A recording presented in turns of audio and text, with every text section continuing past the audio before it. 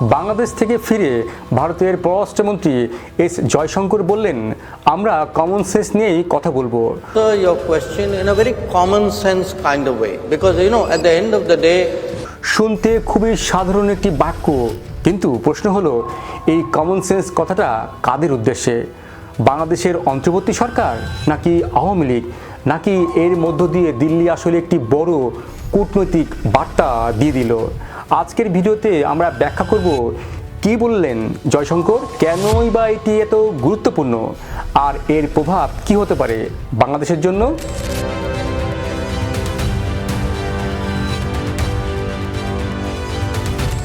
ভারতের পররাষ্ট্রমন্ত্রী এস জয়শঙ্কর বাংলাদেশে আসার অন্যতম মূল উদ্দেশ্য ছিল সাবেক প্রধানমন্ত্রী খালেদা জিয়ার জানাজায় যোগ দেওয়া। এতে তিনি ভারতের প্রধানমন্ত্রী নরেন্দ্র মোদীর পক্ষ থেকে শ্রদ্ধা ও সমবেদনা জানিয়েছেন এবং তিনি খালেদা জিয়ার পরিবারের সঙ্গেও সাক্ষাৎ করেছেন। এই সফরকে কেবল শ্রদ্ধা জানাতে যাওয়া হিসেবে দেখা হচ্ছে না, বরং এক ধরনের কূটনৈতিক বার্তা হিসেবেও দেখা হচ্ছে। বিশেষজ্ঞরা বলছেন এটি একটি নতুন বাস্তবসম্মত কূটনৈতিক সূচনা হতে পারে। ভারতের পররাষ্ট্রমন্ত্রী এস জয়শঙ্কর বাংলাদেশ সফর শেষে বর্তমান পরিস্থিতি নিয়ে কথা বলতে গিয়ে বললেন, ভারতের প্রতিবেশী নীতি আবেগ দিয়ে নয়, কমন সেন্স বা সাধারণ বুদ্ধি দিয়ে পরিচালিত হয়। তিনি বললেন, আমরা কমন সেন্স নিয়েই কথা বলবো। প্রতিবেশীদের সঙ্গে সম্পর্ক গড়ার ক্ষেত্রে আবেগ নয়, বাস্তবতা ও আচরণই মূল বিষয়।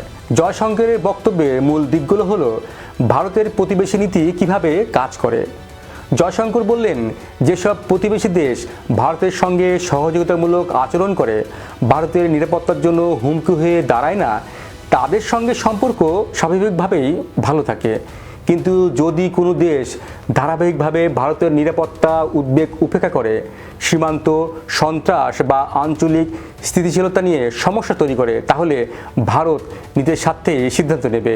তিনি উল্লেখ করেছেন, যদি প্রতিবেশী দেশ কোনো সমস্যায় থাকে তাহলে সাহায্য বা যোগাযোগ বাড়ানোর চেষ্টা করা হয়, বন্ধুত্ব ও সম্পর্ক গড়ে তোলা হয়। জয়শঙ্কর উদাহরণ দিয়ে বললেন, কোভিড-19 মহামারীর সময় ভারত প্রতিবেশী দেশগুলোকে ভ্যাকসিন প্রদান করেছে, খাদ্য ও জ্বালানি সহায়তা দিয়েছে এবং শ্রীলঙ্কাকে বড় এক অর্থনৈতিক প্যাকেজও দিয়েছে। তিনি বলেন, ভারতের উন্নয়ন একটি জোয়ারের মতো। যদি ভারত উন্নত হয় তাহলে তার প্রতিবেশী দেশগুলো উপকৃত হয়। অন্যদিকে এটি শুধু রাজনৈতিক কূটনীতি নয়, বরং আঞ্চলিক অর্থনীতি, মানবিক সহযোগিতা এবং স্থিতিশীলতার একটি সামগ্রিক নীতি হিসেবেও দেখা হচ্ছে। কিন্তু সব দেশ কি একইভাবে আচরণ করছে? জয়শঙ্করের ভাষায়, না, সবাই একইভাবে আচরণ করছে না। এবার আলোচনা করি তিনি কোন প্রতিবেশীকে খারাপ বলে উল্লেখ করেছেন। জয়শঙ্কর স্পষ্টভাবে বলেছেন, যদি কোনো প্রতিবেশী দেশ দীর্ঘ সময় ধরে অব্যাহতভাবে অনুপ্রবেশ, সন্ত্রাস বা ক্ষতিকর কার্যকলাপে জড়িত থাকে, তাহলে ভারত তার নাগরিকদের সুরক্ষা এবং নিরাপত্তা নিশ্চিত করার পূর্ণ অধিকার প্রতিষ্ঠা করবে। তিনি বলেছেন, আমাদের নিজেদেরকে রক্ষা করার পূর্ণ অধিকার আছে এবং আমরা তা প্রয়োগ করব। তিনি আরও বলেন, যদি আপনি জল ভাগ করতে চান কিন্তু একই সাথে সন্ত্রাসকে উৎসাহিত করেন, তাহলে তা সম্ভব নয়। এটা কোনো সাধারণ বক্তব্য নয়, এটি একটি শক্তিশালী রাজনৈতিক বার্তা।